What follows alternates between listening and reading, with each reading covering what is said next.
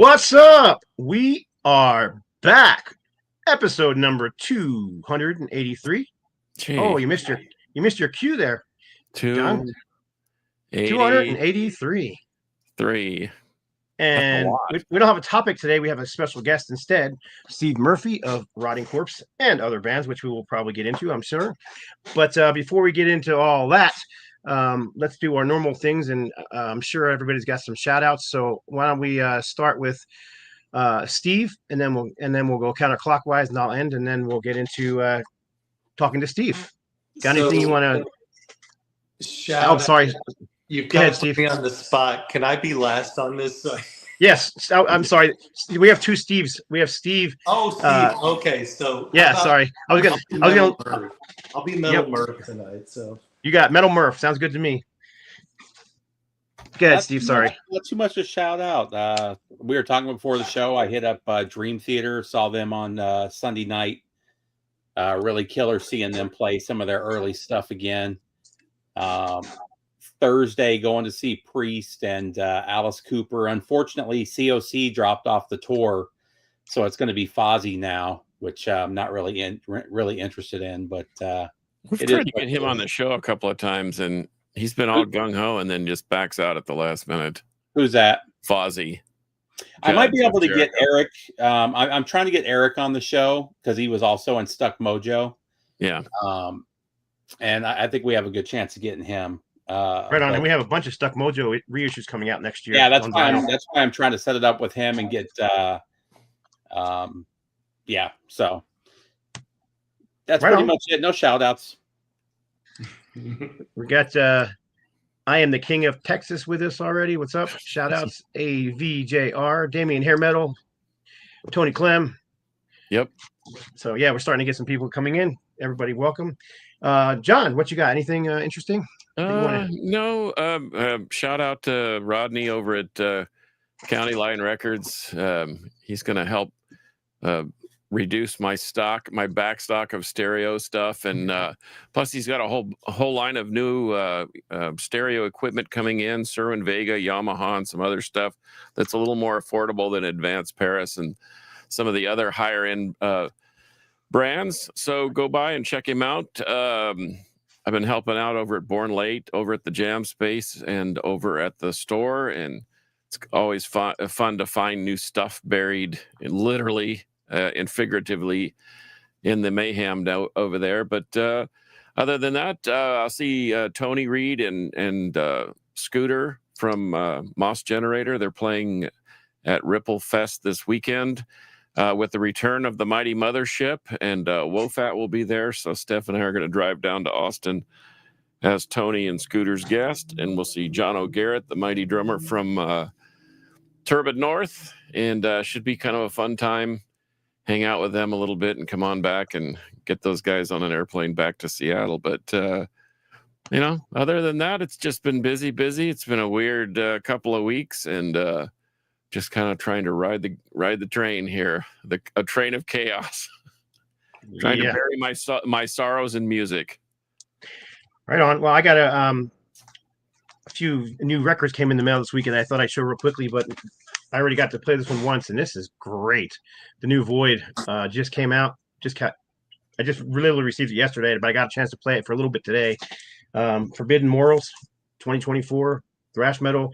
Kind of reminds me on the first listen of bands like Agent Steel and Toxic and Realm. That kind of where it's fast and thrashy, but it's got the more melodic, clean vocals. The dude's not using the kind of hardcore shouts. He's more singing, which I kind of dug. I also got this in the mail finally, which I pre-ordered, and it finally arrived. Patriarchs in Black Home with our good friend. And I go to say his name and I forget it. I do that all the time. Dan Lorenzo and Thank John you. Kelly. Yeah, Dan Lorenzo from, of course, everybody knows him from Hades, and this is his fourth album, I believe, fourth full-length album. Plus, they have the EP, and they got a new album coming out beginning of 2026 too. So, I'm looking forward to checking this one out. I've heard some of the songs because Dan's been sending me tracks, and then finally, the new Iced Earth EP, which is called Hell Rider, which I ordered this. I pre-ordered this from Amazon. the first one came, and I ended up getting a rap album instead, which I got The Stakes is High by De La Soul. Oh, Yeah, dear. And that's not quite like Iced Earth, but okay. so I did a return, asked them to send me another one, and they sent me a second one, and I opened the box up, and it was Stakes Are High by De La Soul again. So I canceled the order the second time, and then told them to refund my money, and then I rebought the album, and they finally got me the correct one. So ridiculous. Anyhow, that's it. Speaking of Stakes Are High, and so am I. It's in the air tonight. How about this? Pick this up this week. Ted Nugent, Free for All. Oops.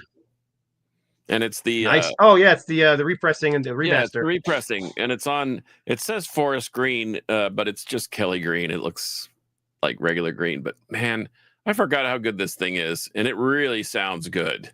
I mean, it got a little bit of it got like a Rob Colwell upgrade on the sound. So yeah. Anyway, little Meatloaf on vocals for some of the tracks. Anyhow, yeah. Derek St. Holmes sang on one, and Ted sang on two. But any case, before we get to our special guest, we got one more matter of business we need to take care of.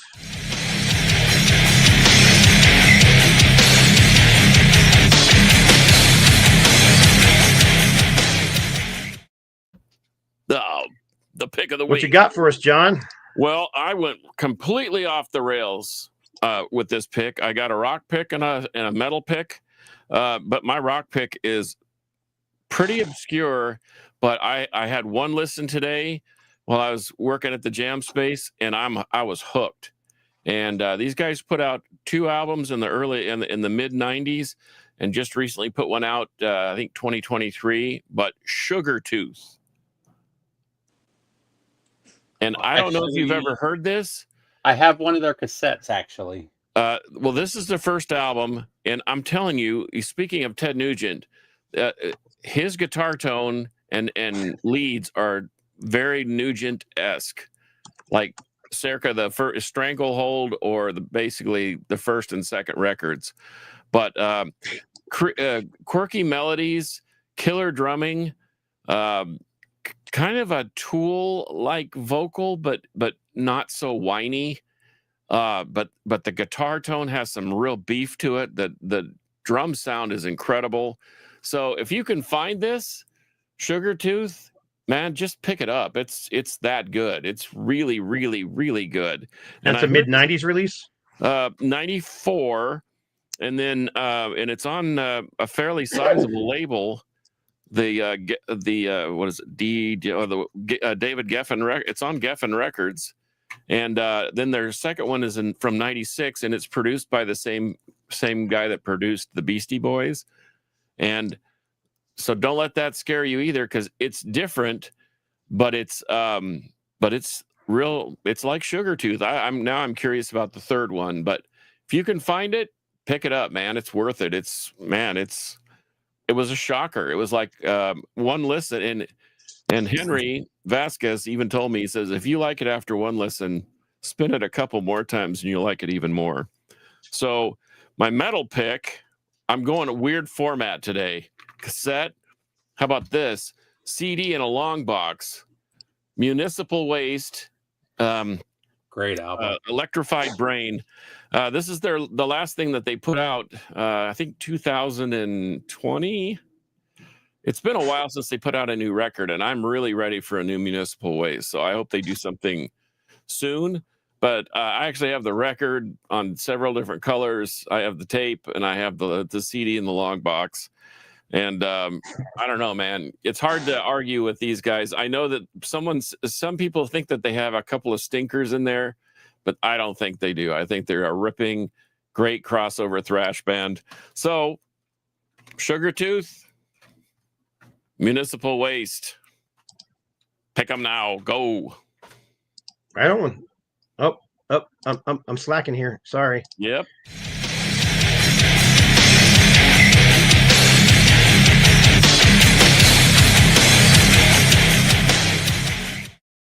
I know. All right. So anyhow, that's funny.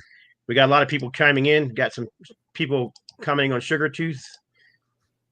anyhow, Yeah. and municipal waste. A lot of municipal waste comments all of a sudden. So, anyhow, let's get into it then. Let's get into talking to Metal Murph. Which we're going to call him tonight, so we don't mix up the two Steves. Yeah.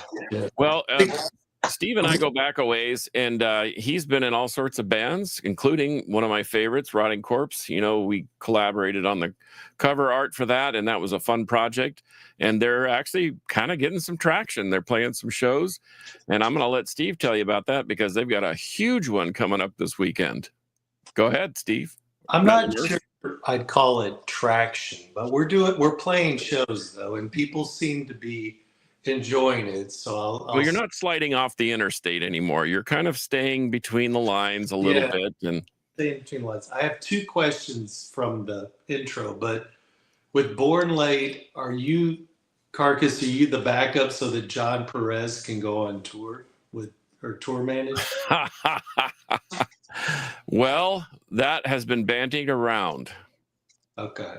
So I know that John just got back from South America. Yeah, he was in Brazil. Candlemass. I asked him a question. He's like, I'm in Brazil. And I was like, I'm impressed. So yeah, they were in South America with Candlemass. And despite the, level 3 travel warning. Yeah. I guess he even had to go to Mexico to get his visa stamped because nobody in the States would do it. But he came back safely, and he said it was pretty spectacular. Cool. So my second question from the intro is, Hades, is that the band from weren't they from Jersey or something? Yeah. And that was the same band that Watchtower Vocals was in. So Dan Lorenzo was the guitar player. Alan. So I did have that demo before that. What were they on? Were they on New Renaissance or were they something else? I can't remember. Something else. Yeah, they were on New Renaissance. A small one, but I had the demo because we did Cerebral Devastation, and then we did Gray Matter. You know, the members of Eldritch Rite. So we would get all these tapes for free, pretty much. And I remember liking it. And so this is my seeing if Waltz is listening to the podcast or not moment. But anyway, we were outside and he was working on his band, and I was talking about Hades. And Walt, I guess, saw it written down. He goes, "Hey, you like that band Hades?" And I go, "What?" He goes, "Hades, man, that band Hades." And I go, "You mean Hades?" So that sounds like Walt. Anyway, so we'll see if Walt's listening, if I get in trouble for repeating that story. So, right on. So anyway, talk about Saturday, because it's going to be a barn burner. Yes, Saturday's going to be a trip. We got asked to play, open up for the Great Watchtower. It'll be Saturday at the Rail Club. I'm trying to think when the first band plays. I think we're going to go on around 10-ish. And Watchtower around 11, somewhere around those points. But get there early because we have some great opening bands. Accuser, Odious, some young thrashers that are really, it's amazing. We played with these guys and they're playing the songs that Rotting Corpse and Eldritch Rite played in 85 and 86. Some of the Nasty Savage and SOD and Slayer, first album Slayer. There's some really great kids that do that. And then of Deities and Dust, which is Steve Johnson's band, and he was in Hyde back in the 80s. I don't know if you guys remember them. Can't remember if they had a demo or not, but I guess they were Joe's Garage Band stuff, but he's one of the opening bands. And so we're going to have the Great Watchtower, and it's pretty cool. For Rotting Corpse opened up for Watchtower in 1986 at the Continental Club, and then I wasn't playing with Rotting Corpse at that point. It was another year before I joined them, but I did open up for Watchtower during this original Watchtower period with a band that I had, Eldritch Rite, and Eldritch Rite, we opened up for them at the Tombstone, and I think Warlock was on that show too. But that was a great show, and I actually have some pictures from that I can't find. I've been trying to, if I'm lucky, maybe I'll dig some of those pictures up of a very young Jason McMaster, you know, so it's amazing we were young like that at one point. But Was that Warlock? Was that 40 Warlock? years ago, dude. Fucking 40 years ago. That's amazing. 40, Well, dude. is that Warlock with Rick Perry of Gamma Side, War Beast, and Iron Jaw fame? Yes, the original gutter rat at that point. The Jerry would put Warlock on the best shows, and we lucked out and got to open up for Watchtower because Chris Orlowski, the original singer of Eldridge Wright, had quit, and Buddy Forsythe joined the band, and he was in Scythian Oath. And so, anyway, so Buddy and Jason were good buddies, and that helped us get to open up for Watchtower. So I'm eternally thankful for Buddy for that, but I'm still miffed that he never learned any of our lyrics from any of our songs that he would sing. It's always kind of fun live, you know. But he would make up new lyrics, I think, every show. So right on. I'm searching around because I have over here somewhere. I've got the Dark Angel Rotting Corpse poster that I've had for 20 years. yeah. Oh yeah, that was the reunion stuff back in what 05, 06? Yeah, we still got some of those walls. Stepfather worked at a printing. He was like vice president at printing. And he made like 1 million of those things. And we sell them at shows. If you want one, come up to me. It's crazy. We were in San Antonio and I sold one to somebody and they wanted us to sign it. And I felt like I was desecrating it because the thing's 1987, you know, it's like, but I always feel weird. Like when people come up and ask me to sign it. You know, even the demos re-release we just did, I feel weird about signing it, but it's Shouldn't cool. feel weird, man. You were part of that. I remember you playing a show. What was then the White Rabbit? It's now changed over to the Paper Tiger.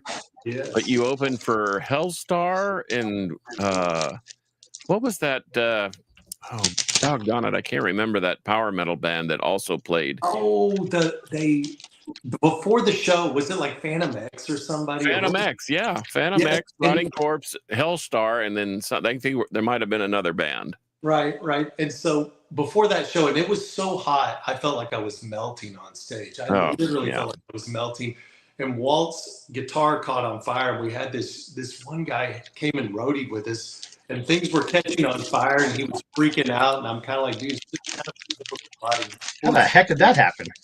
It was so hot, and he had it cranked so loud that it just overheated and lit up on fire. Yeah, wow. I mean, that was a special show because Luke Brewer played lead guitar on that. Oh, that's right. That's before we had John Perez and Scott Shelby come back for lead. But the other thing about that show that cracks me up, two things I remember. We were backstage. Like the other thing is I probably played like 1,000 shows. And I bet I've been backstage like 3 times. Like typically we don't get backstage, or I just don't go backstage, whatever. But we were backstage at that show in San Antonio, and the Phantom X guys had this long, beautiful hair, and their girlfriends were combing their hair to get it to the perfect kind of beautiful thing. And I thought, God, you some bitches shouldn't be on the show with Rotting Corpse. But anyway. And as soon as they got out of the heat, it was just going to curl and frizz anyway. Yeah. The other funny thing about that story is after we played, there was another opening band, like a young band from San Antonio, and the guy came up. One of the members came up to me. He goes, "Man, I'm so glad to get to play with you." And I go, "Why, man?" He goes, "You guys are thrash legends." And I was like, "Dude, I do IT, but." Anyway, I do like tea. So, but no, I mean, but that's the funny thing. That was our first reunion stuff. That was 2006.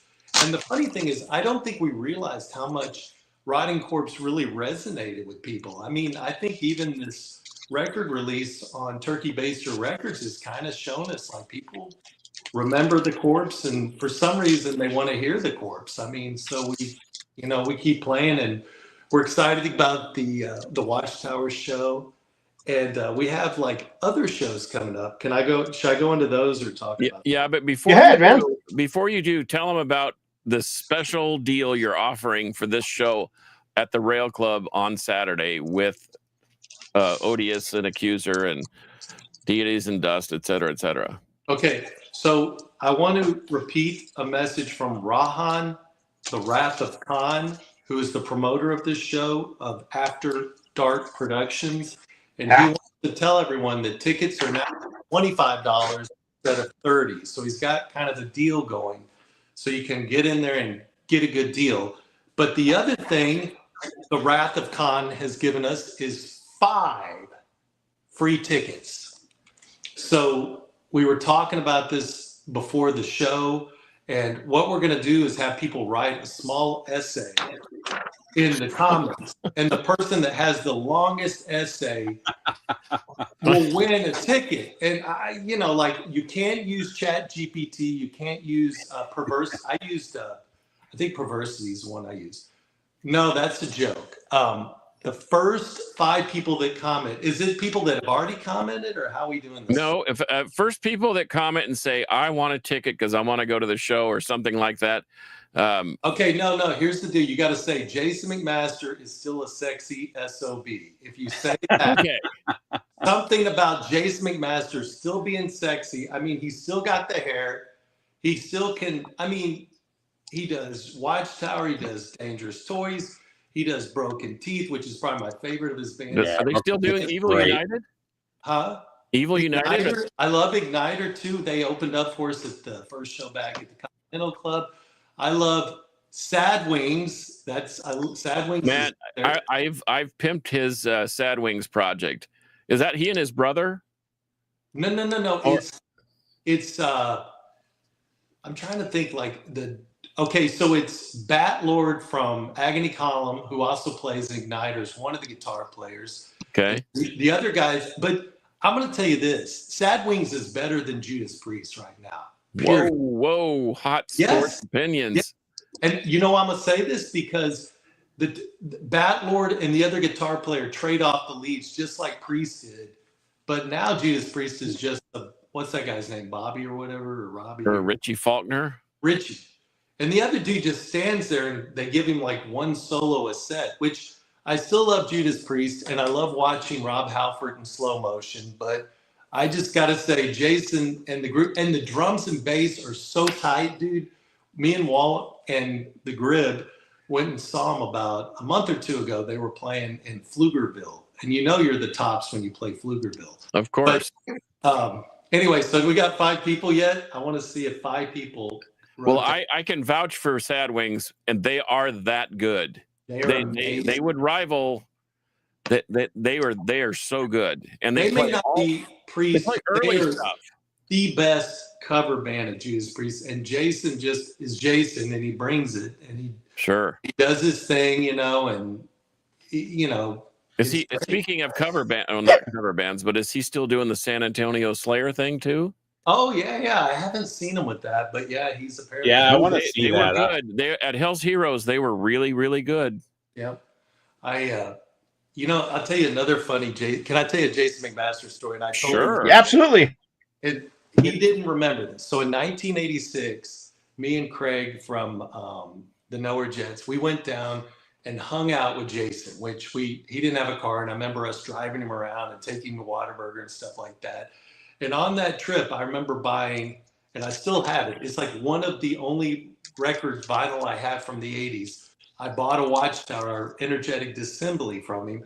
And then Craig bought a Militia, one of the EPs. And like a dumbass, EP? he bought it from Jason. Jason had some from, I guess Mike had given him some. And dude, it was like $5 something. And I was like, I don't want that, Anyway, talking about bad decisions. But so we were hanging around with Jason. It's like really cool. And we got to go see him practice with Billy White playing guitar. They were very loud. And we were just like little kids just going, oh. But at one point, Jason used to be really big into trading. I don't know if he's a trader anymore. But he was like, dude, I had this Nasty Savage shirt from the first album I bought when we saw him at the Tombstone in '85. And so he's like, dude, you want to trade your Nasty Savage shirt? And I'm like, all right, dude, I'll trade you. And he goes, what for? So he gave me a Watchtower shirt with cut-off sleeves that was signed by Celtic Frost. And he also gave me a bunch of pictures of S.A. Slayer that he's like, dude, you want these SA Slayer pictures? And I don't think I've really gotten into them yet, even though I used to see Prepare to Die at Bill's Records, probably for $5. And of course I didn't buy one back then too. But yeah, and I told him that story and he's like, anyway, he's famous, so he shouldn't remember this. Well, and the reason why not purchasing that Militia EP was such a not a very good decision is because why? Because they go for about $3,000 now. I think there were 100 pressed. I think Rodney Dunsmore has 13 of them. Probably. And but those things go for just stupid cheddar. It's ridiculous. But so a side story on that, yeah, it was about 100, right?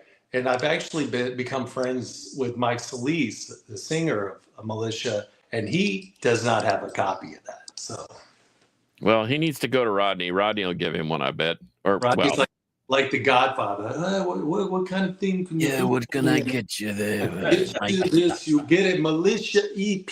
So, so I'm going to skip around. Can I talk about upcoming shows? Did we get come up? Yeah, let's do it. So since I brought up Militia, I'm skipping to November. So the Saturday right after in San Antonio, this will happen at Fitzgerald's.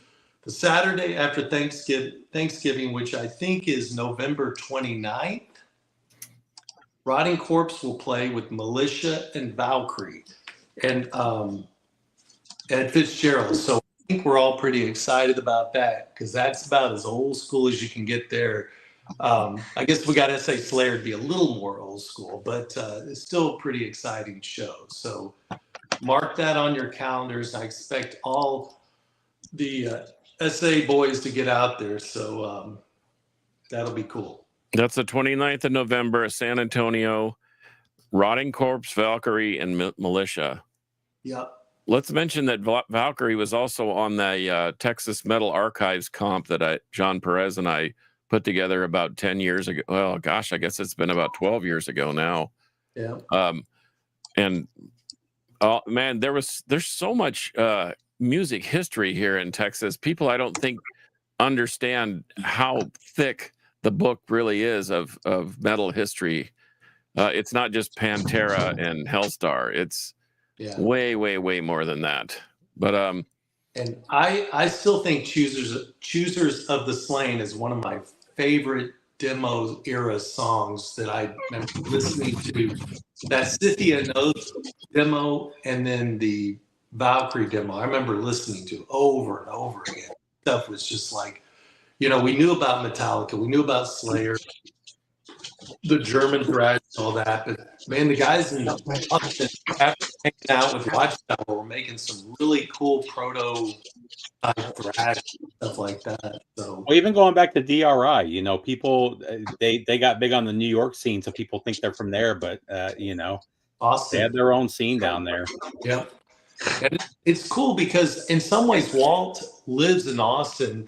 And I'll go down and hang out with Walt quite a bit. And I feel like the Austin scene has kind of taken me under its arm. I mean, like I go to shows and everybody kind of knows me now and comes up and talks to me. And it's almost like Fort Worth and Austin, they're like people are just excited that we're playing again, so it's that's a cool thing. So the other show I wanted to bring up is on this month after Watchtower. What is that? September 26th, which is a Friday. We are playing at the Heavy Metal Hall of Fame, and this is a special show because we're doing it for Gary Hetrick. It's his birthday, and he goes by Header. And Gary was one of Walt's first friends, like they met in kindergarten or something like that. And they also grew up together with Mr. Dimebag Darrell. So. Come out to that, and I think it'll be a special, fun show. And opening up for us, we have the birth of a new band, a Black Sabbath cover band named, what are they calling it? Silverwomb, which is members of Odious and Accuser. So I'm kind of excited to see that. Isaiah, Alfredo, all those guys are coming in. Their new bass player, I don't know your name yet, but they're coming in. young thrash. So, and they're going to do some Sabbath and stuff like that. So that'll be the warm up for Header's birthday. I think there's free beer. He's getting Michelob or something like that. So, And that's downtown Arlington, correct? yeah, it's really close to City Hall, and it's right across the street from Kung Fu Tea. So you'll not Okay. that. So is that near Division Brewery and all that stuff down that same area? Yeah, I mean it's kind of close to Jay Gilligan's and all that stuff. Oh, okay. Ground Records, we play there for stuff. But the other show that we've just gotten right before New Year's Eve show, it's so close to New Year's Eve that it's almost like a New Year's Eve show, December 27th. It's a Saturday in Austin, Texas. Rotting Corpse returns to the Continental Club. So we're playing there again. We've asked the Fixations to open up for us again. And we're going to have one or two other bands. I don't know. Mr. McMaster would show up with Sad Wings. He would make my heart. It would be my Christmas present, Jason. Sad Wings. We'll make sure we advertise that. Yes. Evo's Christmas present would be Sad Wings. Yes. Sometimes he'll say Igniter, and I'm like, that's cool, but Walt and I want Sad Wings. It's the only thing we want for Christmas. Walter Tratchler and me. So keep your front teeth. Just bring Sad Wings. Yeah. So anyway, I made that plea, and I don't know what. Ask me a question or something. So okay, I'll ask you a question. When are you going to record new Rotting Corpse music? Oh, so I'm gonna segue this in a little bit of a story. So I have been working on a new project, which is not thrash or metal, called Mick 25, and it's me and an older drummer, second drummer from Nowhere Jets, and he has a home studio. And we're up to 11 songs, and we're mixing those, and we're about to release those. So I have been nudging the Rotting Corpsers to like, hey, I've got a studio. We could go in and record, or let's do it the way we've been doing it in Gerald Irigori's home studio. So I'm pushing what I'm pushing for, saying all that, hopefully that, because I've been recording every week for like a year, is to get Rotting Corpse start recording wherever we do it. I don't care. I just want us to start. And Mr. John Perez is even working on original compositions of his own to throw into this. So he's thinking very primal, very 1984. I can confirm that those words actually flowed forth from his mouth, that he is working on new Rotting Corpse music. He kind of flared his hair while he said it. He did, and kind of tossed it back behind him. It kind of like, I can do no wrong on John Perez. And well, it's Rotting Corpse though, and it's probably easier for him to come up with a riff for Rotting Corpse than it would be to some intricate 7-minute song with Robert Lowe adjusting his mascara and his cape. Yeah. Well, capes are important in that. Capes are important. But anyway, so my hope is we start recording, and it's a hope and a prayer. But what I've talked to potentially doing a split 7-inch to get us started with the recording with this band called Gamicide. And I was thinking about like Rotting Corpse on one side, a song or two, and on the other side, we have Gamicide. And Scott and Rick have given me a general thumbs up, and Walt's cool about it. So it's just basically, we just need to get in the studio, get some stuff mixed and mastered, and then do that. Because I don't think we'd have a hard time finding a little label to put that out. So. I wonder who that could be. Well, I'm telling you, talk about All I Want for Christmas.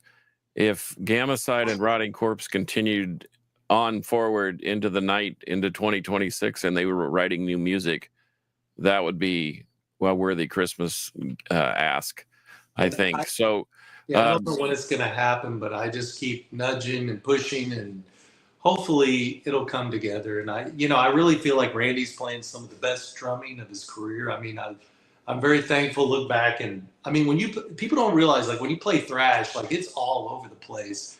And me and Randy have been playing together for 40 freaking years, and it's just something about when we lock in, and that's great. I want to capture that. I feel like Walt's guitar playing is still solid. at the Ben and Homer benefit at the Rail. They did like Grid was playing drums and Walt was playing guitar and Mike from Chemicost and a couple other guys. They were doing a song and I was just like, man, Walt's guitar sounds great. You know, I was standing back watching it. I wasn't playing with them, and it just makes me feel like. And then you know, I think John Perez and I think Scott Shelby had a lot of great riffing left in them. You know, they do that thing. So I would. My hope is we can capture that in some chaotic metal form of early thrash, you know. Well, if anybody has a chance to see either Gamicide and or Rotting Corpse, please go out of your way to do it, because it is if I can't believe that they haven't missed a step, but neither band. And John Perez is a complete madman, and you know, Shelby and Perry back together they're like it's like Brad Whitford and Joe Perry. I mean, it's like Holt and Hunolt. I think that that guitar duo holds up against just about anybody, but Rotting Corpse still sounds great. KK and Tipton. Did you see, were you at the tree show, the Gamicide tree show, Carcass? Was that recent? No, that was like a couple months ago or something. Oh, yeah. We were there. Yeah. So I really felt like Varnum was returning to the caged animal Varnum of Joe's Garage. Like the first couple things I'd seen, you can't just naturally get back into that. But at Trees, man, it sounded incredible. And Varnum was he was a beast again. And, Joey and Alan were just like that, and the one thing I'm gonna say, and I'm not gonna say this is a negative, but man, people need to realize like it takes a lot for us in our I mean, I'm in my late 50s. Some of these guys in their 60s, like, don't take this for granted. We're not gonna be doing this for, I don't know, 5 more years. I mean, and we're doing it good. We're doing it hard, so you really need to come out and not think about coming out. Or thinking, well, I'll check them out in a year or two, because we just don't know. Tomorrow is not promised to anyone. And I'm amazed, Gamicide's about to go on this little tour up to New York, and they're playing, I think I'll be seeing them here. Yeah, they're going down, and they'll be down in Steve's neck of the woods in Atlanta. Yeah. And what are they doing, like 13 shows in 16 days or something like that? Or amazing. And I mean, you guys need to get out, because they're who knows if they're going to come back to New York? Yeah.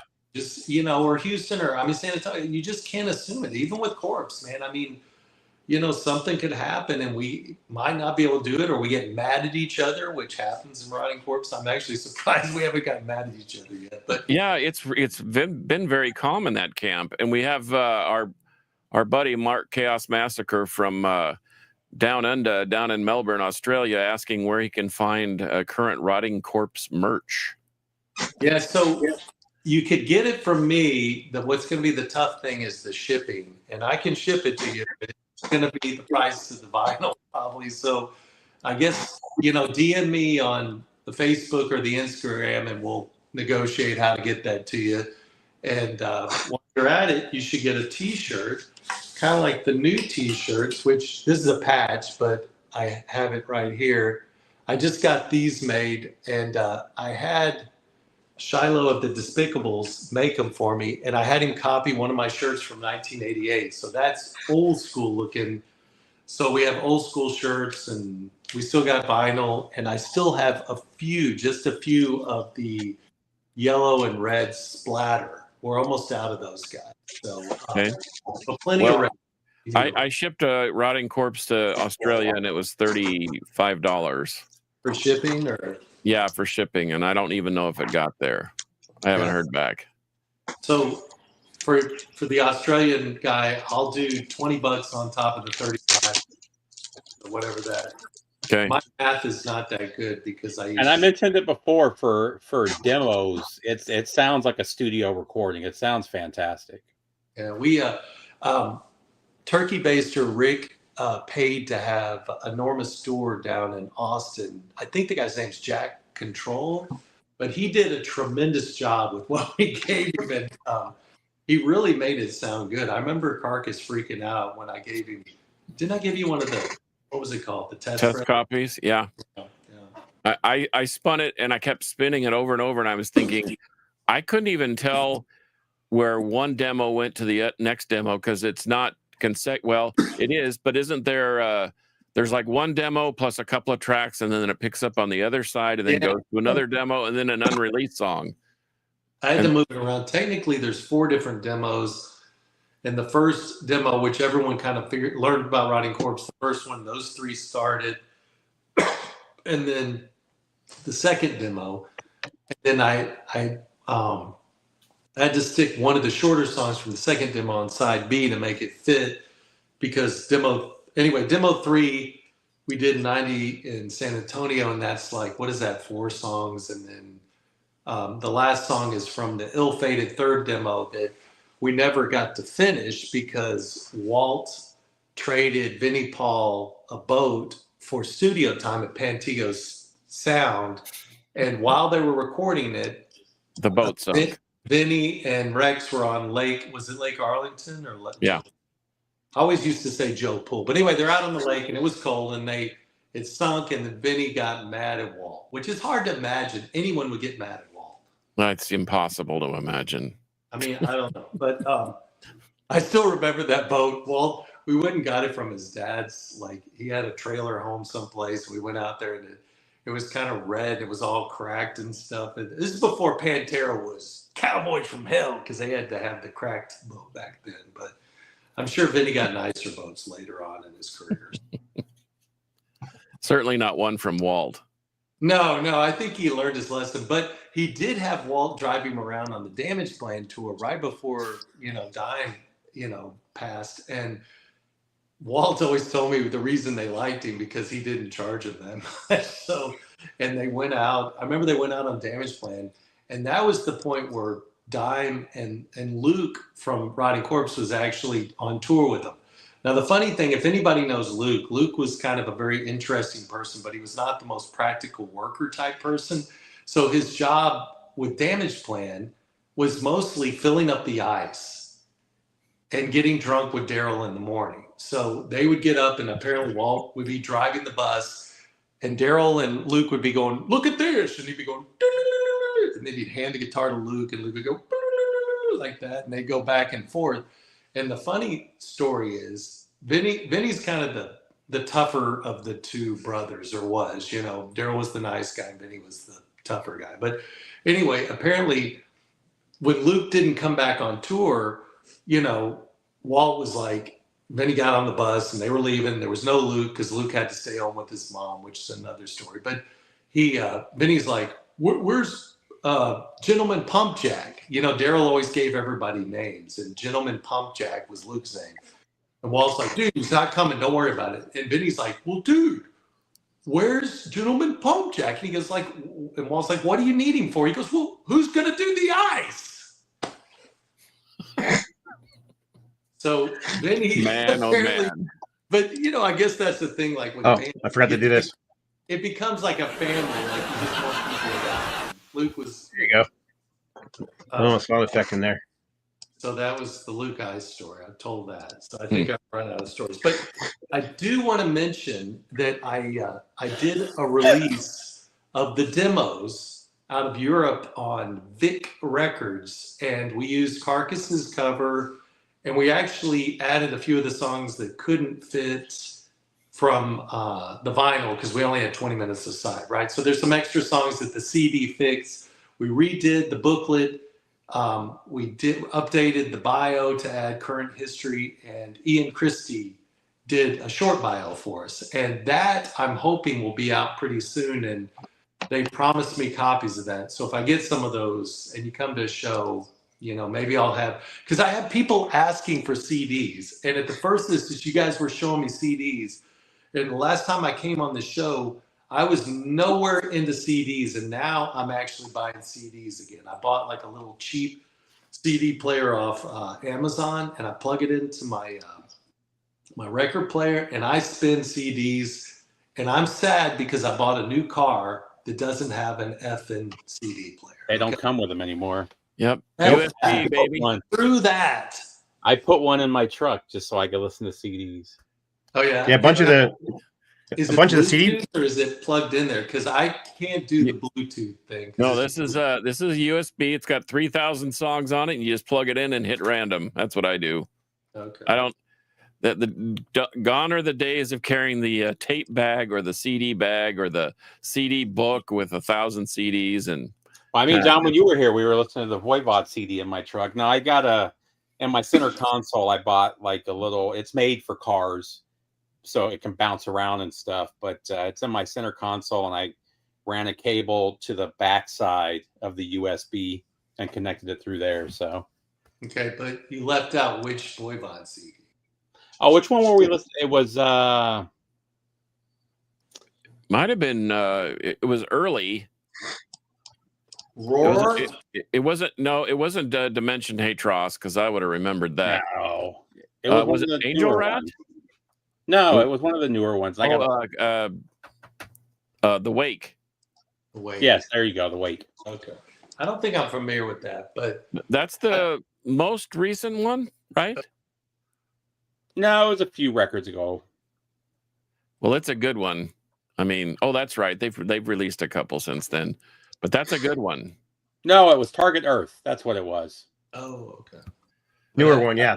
It's still a I great will album. say the first 4 or 5 Voivod albums are like some of my favorite things. Oh yeah. to listen to. God, I mean, and don't they have the demo now? Like you can get that early demo, man. I listen to that and I'm just like, You can even get it on cassette.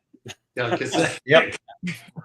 Hey, talking about cassette, this is something I actually talked to Carcass about, but I'm working with Conjuring Records in San Antonio, and we're going to release the first demo on Rotting Corpse first demo, not Voivod. I'm not touching Voivod, but we're going to do the first Rotting Corpse final on cassette, and then our last recording, we re-recorded the first demo because we thought that that's another story. A label was going to pick us up, but they didn't.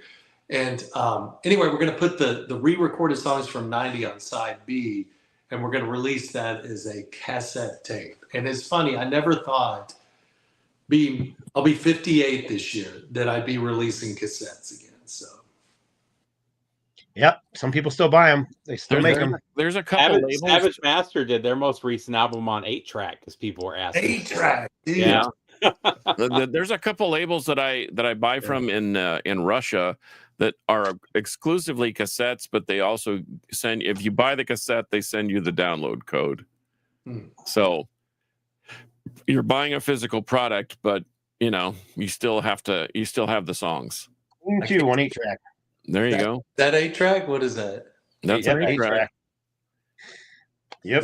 8-track. I think there's going to be a small resurgence because I had my repair guy hit me up the other day, and Alberto said, "Why are people buying 8-tracks again?" He has a huge 8-track collection. He's been collecting, for 30 years, and he has a huge room that's got 8-tracks and cassettes and reel-to-reel still. But he's like, "Why are people buying 8-tracks?" I said, "I have no idea, man." Yeah, I will not do the 8. It's a terrible clunk in the format. middle of it when it flips sides drives me crazy. Hey, so I have a question since you guys are very deep audio file. I mean, listen to records is what I'm trying to say. But I was going to Kiss when they played in Fort Worth with my my boss, and he is a huge Kiss fan. And I was just streaming Kiss on the way there, and he's like, "Dude, this is not right. It doesn't sound right." Is there that big a difference on the stuff they're putting on streaming to some of the old stuff? Like if you listen to the record, he made it. Well, a lot of the stuff on streaming is remixed, and you can Yep. definitely hear the difference. Like if you listen to the early Megadeth albums online or the early Ozzy albums online, they sound completely different because they've all been remixed, and the remixes aren't great. And some of it's actually been re-recorded as well. So Yeah. Yep. Yeah, because So- didn't Ozzy cut out all the Bob Daisley and the Yep. Leak or Salky and Well, and just- even Mustaine went back and re-recorded some of the solos on the early albums too, and just kind of ruined it. Yeah, I remember when CDs were first a thing and Combat reissued, or they put out a second run of the CDs, and I bought Exodus Pleasures of the Flesh because somebody had snatched my original CD, and the new improved one was not new and improved. It was brick walled, sounded hollow and tinny and just too bright, and I begged for someone to take it back and get me my old CD back. So I think they've gotten better at the remastered, reworked. I mean, we know somebody. In fact, the guy that you know Rob Colwell, Steve. Yes. Yeah, he does amazing work with. He's amazing at old mastering. beat up catalogs of music. Yeah. But for whatever reason, he's got an ear for it, and it's not just. Some people think that loud is better. Not all of the time. It's not just loud; it's super compressed. And Yeah. you know, a lot of these remixes, they compress the shit out of it, and it just you know, and you even hear it. Some of the I don't remember what it was. One of the Mastodon records. Mastodon's all their CDs are super compressed, and they did a different mix of the vinyl, and it was a totally different sound for the same songs. So. Yeah. It's not the media. It just comes down to the mastering. The guys. Yeah, it's the mastering or the mix or compress the shit out of it. Like you guys know I'm a huge Angel fan, and there is no CD available of the original mix of Hell of a Band. None. All the CDs are different from the vinyl. Matter of fact, even one of the songs is even missing the entire intro on all the CD versions. That's weird. I mean, there's a couple of guys here in town in Dallas Fort Worth that still know what they're doing. Kent Stump over at Crystal Clear or Crystal Clear Sound. He really, I mean, he has an analog studio, but man, that guy really knows how to get the best out of any instrument and any recording. Obviously, Rob Colwell. I know that Kerry Crafton is, he's got a lot of skins on the wall with Pantera, Devastation, and other bands, and Creeper and MediaTek does a great job over there. But man, just it's not one of those things that just anybody can do. For sure. Well, I mean, anybody can do it, but will it sound as good as it should? And that's the crux. Well, George mentioned the Ozzy. The funny thing about taking Daisley out of those early albums, he wrote most of that stuff. Right. That's the worst part of it, But, so timeline-wise, so Steve, you're busy, and you've had a few changes in your life, and your feet are starting to hit the ground again. Yeah. So you've got San Antonio, and then you got these shows in September. Yeah. So when would you record if you were to actually try and target a recording date? Well, and that's the thing about the little project I'm doing, the Make 25, is like we get together and we record, right? And that's what I'm trying to instill in Rotting Corpse members, that we just need to. Well, the funny thing I'll tell you is, like, Rotting Corpse usually doesn't practice. Like this Watchtower show, we've not practiced, but we need to practice, and then when we practice, you record. And that's kind of what we've been doing with Make 25. And it's a lot different way to approach it than the old days. Like, you sat there and practiced real hard for like 3 months, and then you go into Pantego and the Eldon looks at you like, what the hell are you guys doing? This sounds like shit. But it's a different kind of thing than going in the studio and getting it. And the nice thing about that is you can record and listen to it the next morning and then go back, that was crap, or that worked, right? And that's how I want to do it, to kind of get a organic sound, because we're old and we don't have the energy to really, slam it against the wall like we used to. But I'm telling our listeners, I'm going to tell our listeners everything else, right? I'm going to tell this to our listeners again. Yes, you're a bunch of old geezers like me. But I'm telling you, they're not missing a step up there on stage. The music is raging. The music is tight. The music is intricate. And it's as good as it's ever been. In fact, because of technology and just experience, it might even sound better than it did back in the 80s. Hey, so I want to tell this story. Like, Kerry Crafton came up to me after the Rail show, And he's like, dude, it sounded really good. And I'm like, really? I'm like thinking like, dude, you got the ears, you got the professional thing, and you think this stuff sounds good? Like, and I think part of it is like we overanalyze it and we think it's got to sound a certain way, but bands a lot of times, or certain people when they come together and you've been playing together for so long, it just kind of muscles kind of happen in a certain way, and I mean, I love, and I think Joey would admit this too. Joey is an amazing drummer with Gamma Side, but when Jamie plays, it's a little different. You know what I mean? And Joey does an amazing job, but it's just something about when you've been playing with people for like 20 or 30 years, it just comes across in a very real way. And I think that's something that Rotting Corpse has. And I think Gamma Side's getting it too. That's what I was saying. Like the later shows I've seen, I've just felt like, man, they're getting back to that Joe's Garage Gamma Side show. Well, you could probably use the Slayer metaphor for that. Paul Bostoff is an absolute animal. He's a great drummer. He's fantastic, but he's not Dave Lombardo. And there is some feel of a difference. It's not something you can audibly hear, I don't think. No, it's audibly. You can hear it. Yeah, but what I'm saying is Lombardo's just like, God, he's just like, Walt was doing something with, I'm going to get in trouble for telling these Walt stories, but he was doing something with Rita and helping her with stuff. And she goes, well, can you go pick somebody up? He's like, all right, dude, whatever. So he goes down someplace in California. So he drives down there and picks it up, and Dave Lombardo gets in the car. And Dave kind of noticed Walt was kind of nervous, and he's like, hey, man, is this weird for you? And Walt's like, yeah, it kind of is. He like turns around and fucking Dave Lombardo's right next to him, And what's crazy about that, what I think in my brain is what happens if some drums appeared and a Marshall Stack appeared, like what would happen between Walt and Dave Lombardo? I would pay a fortune to see that. Because, absolutely. But anyway, Dave Lombardo's story. So. Well, we're topping out at about an hour. Do you want to? Yep, right on. Cool. Is there anything you wanted to add? Anything you wanted to? I mean, anything you want to promote or other than what you've already said, Steve?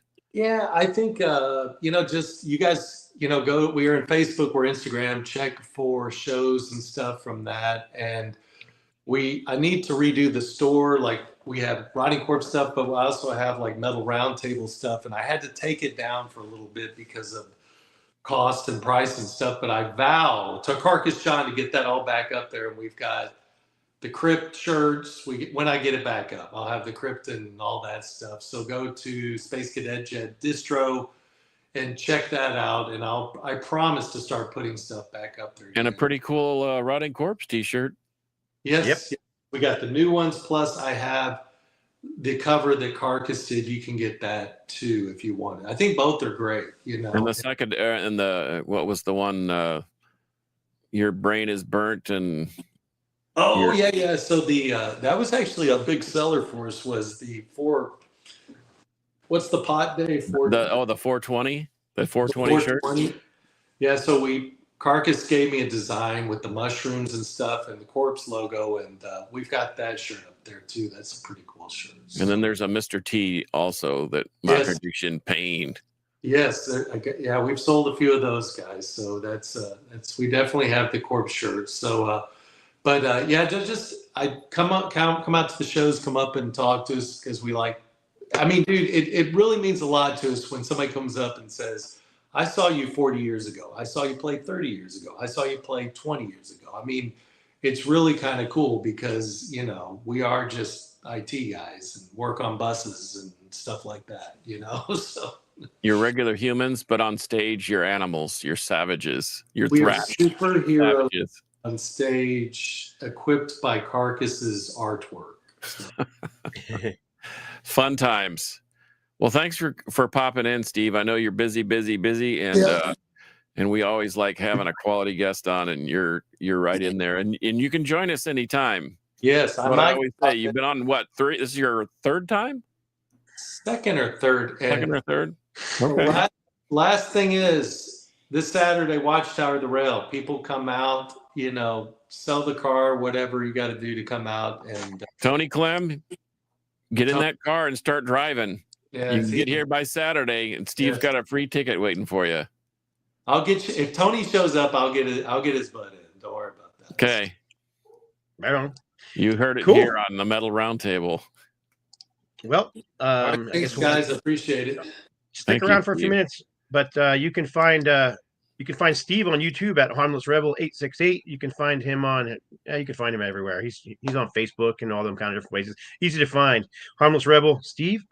You can find John on Instagram at Carcass John R, and you can find him also on 128 DB Rock in the Crypt, and tonight at 10 o'clock, a new episode of Carcass John's Alter Ego. It's all instrumental all the time. I'm going to dedicate that to Robert Redford.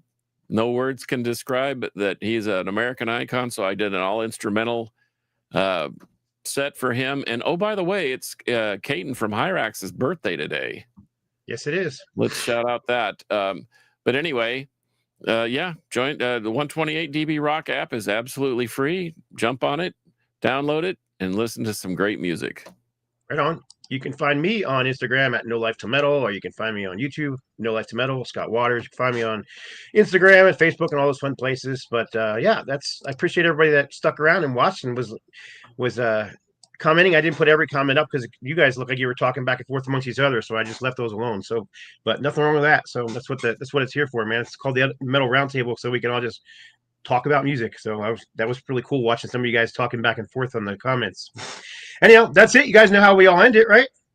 So for episode number 283, Metal will prevail. And this is where I leave you all hanging. Oh, sorry. Still leaving you hanging. And that's it.